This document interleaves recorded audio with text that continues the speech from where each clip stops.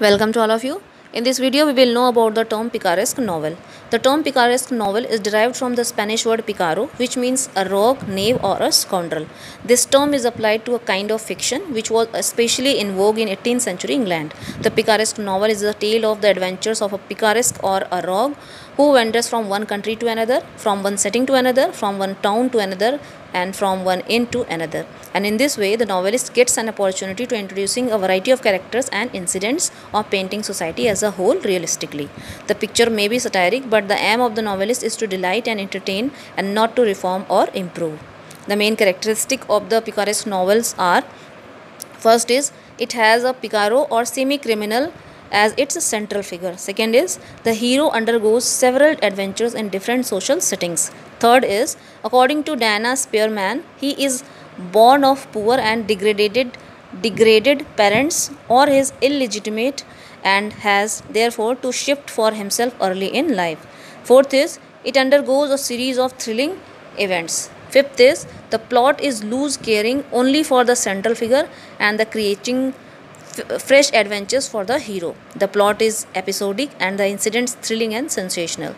Sixth is a picture of contemporary society is presented. Seventh is while satirizing various faults of character or corruption of society, the purpose is to entertain and delight. Eighth is it is not concerned very much with novel issues. So, picaresque novel has its origin in the 16th century in Spain. Here it takes its origin as a reaction against the romance of chivalry. The earliest picaresque novels of Spain are Lerito de Termes and Guram de Alfaraj. The English novel in this genre owes much to these novels. However, this picaresque novel, which exercised the profound influence on the picaresque novel in England, is the French Gil Blas of Le Sage, published in 1668 to 1747. Sorry, he is the writer Gil Blas of Le Sage. Le Sage is the writer.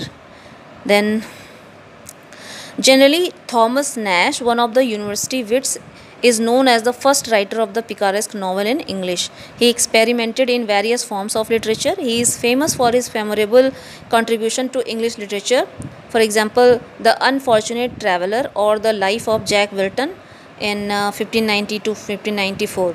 It is probably the first picaresque novel or rogue novel. It is a story of the adventure of Jack Wilton, who was a page of King Henry VIII.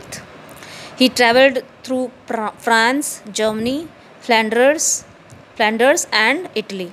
This novelist has laid the scenes in Italy and has introduced us to arts and splendor as well as the courtesans and assassins of that nation. The novels, as well as intrigues and violence and bloodshed, find elaborate description in the book. The book became popular at once and had its impact marked in the work of such Elizabethan dramatists as Middleton, Webster, and Marston. His manner also influenced the fictional work of Daniel Defoe. So, then came The Life and Death of Mr. Badman, published in 1680, followed by Robinson Crusoe by Daniel Defoe. Joseph Andrews by Fielding is, as the title page suggests, written in imitation of the manner of Cervantes, author of Don Quixote. Joseph Andrews is then a novel of adventures met while travelling on the road. Jonathan Wild and The History of Tom Jones also fall in the same category.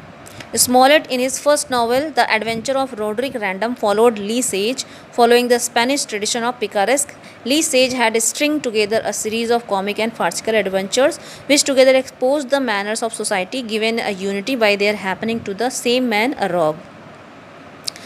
Humphrey Clinker is the most striking panorama of English life in the 1760s. In fact, Thomas Nash has no disciple with the possible exception of Richard Murray, whose The English Rogue is also the picaresque of this genre. It is Daniel Defoe, born in 1659 and died in 1731, whose novels are formless and they narrate the adventures of some social outcast or rogue who moves from place to place and country to country and has variety of adventures. They are in the picaresque novel by depicting the adventures of dissolute heroine instead of dissolute hero. His Moll Flanders certainly is in the picaresque tradition, but it cannot be called a picaresque novel. Smollett's novels also are in all picaresque tradition. He was well read and in the novels of this genre, but he was especially influenced by Gil Blas of Lee Sage. Fielding's Tom Jones also is built on the picaresque model. It has a strong element of picaresque. Its hero Tom Jones is foundling. He is an illegitimate child with no parents to look after him. For various reasons, he is turned out of home by his patron, Squire Allworthy, and then has to shift for himself. The first 6 books are devoted to the description of Tom's adventure in the countryside, his escapade with Molly, the poaching incident, Molly's battle in the churchyard. All these are depicted in the picaresque tradition. But when Tom is dismissed by Allworthy and when he takes the road to Bristol, the real picaresque novel seems to begin. Here, the adventures of the hero enable the novelist to present realistically a complete picture of the life of the times and to introduce great variety of characters from different strata of life. Fielding has introduced picaresque element in both Joseph Andrews in 1742 and Tom Jones 1749. Yet his novels, which he calls comic epics in prose, are awfully modelled on Don Quixote, which is not a picaresque romance. Then picaresque novels continue to be written in the present age also, but in different form.